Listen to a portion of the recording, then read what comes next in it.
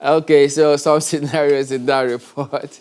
Well, we have Professor Sunday Okachuku, who is the Vice Chancellor of Wesley University. He joins us via Zoom this morning. Good morning, Prof, and thank you for joining us today. Could you give us give us a picture? What is going on? What's the thinking now, not just for you, but for the management about reopening schools as the government has directed? Good morning. My thinking and the thinking of the management is that the universities, especially private universities, are ready. However, everything is subject to the regulation by the federal government and the directives by the federal government. Since one cannot do anything unless there is that directive and unless the regulatory body, which is the federal government now, says go ahead. Okay, well, have you gotten any further directive apart from saying, look, internalize or prepare for reopening? Tomorrow, or rather on Thursday, there will be a meeting of the vice chancellors with the Minister of Education. I do believe that such thing will be discussed during the meeting. Okay, so, all right, you know what, Prof, just give us a moment. We'll be back and take a look at some of the plans that your management school is putting in place for those who may want to resume and perhaps for parents, of course. Join us again. Welcome back. Let's get back to Professor Sunday Okachuku, the Vice Chancellor of Wesley University. He was talking about their plans. So, Prof, could you go ahead and tell us, so what measures are the authorities putting in place to ensure that parents will feel safe and comfortable to let their students back to school? Yeah, the arrangements we are putting in place, one is to make sure, of course, this is post-COVID-19, and we know that life may not be as it was before COVID-19. Even if it will normalize, it may take some time. So we have to, we have had to challenge our IT team, and they have developed LMS for learning so that one can take his lecture from any part of the campus or even from home, so that there won't be crowding in the classroom, even though we don't have challenge of a classroom. Again, we have put together a committee that has come up on a committee of health professionals that have come up with things that we'll be doing as students are coming back. And, you know, coming back of students means also coming back of staff, so that everybody will be safe. So they have come up with it. And like I did say earlier, we are waiting as soon as it is, there are things we cannot start implementing now, but there are also things that we just have to start doing. So as the date approaches, we will start some things, but even at now, we make sure that there is social distancing for those who are coming to work, and that will be the same with students. We put in places sanitary health materials that will help people with sanitary conditions, so that hygienic, so that they will maintain hygiene and not either contract or transfer to any other person. The hostels, we are keeping safe to make sure that everywhere is safe. We are cleaning the environment, and wait. Also, are you, is it, let me ask, is it the thinking that, or is the thought such that the school is thinking about having some students in class while some of the others can join online?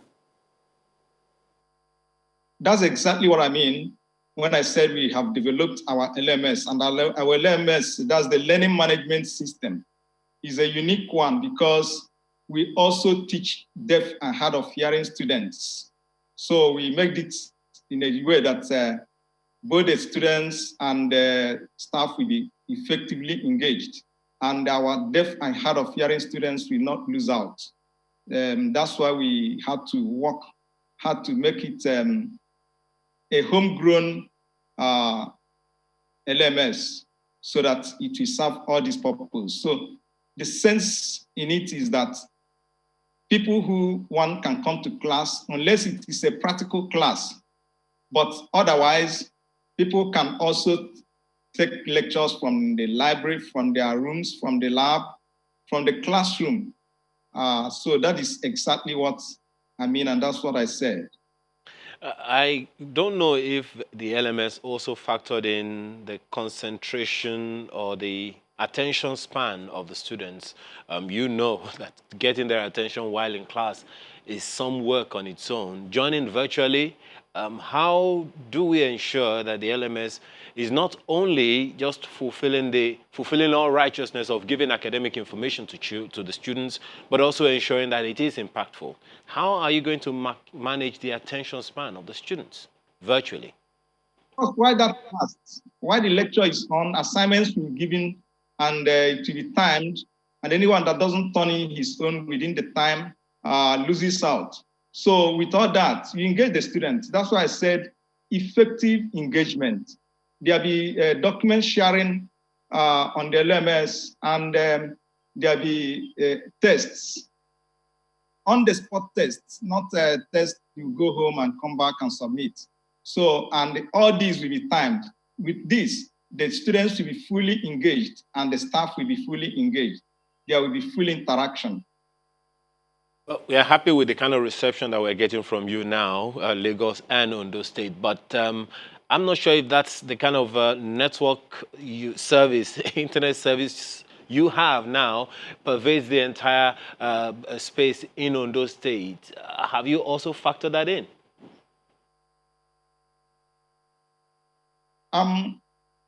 We, as far as our school is concerned, we have a mast in the school, and both MTN and Glo are very strong. They are the network of MTN and Glo are very strong. So I don't think you are having any disruption as you are talking with me. That's an indication that we have strong internet that can support what we are doing.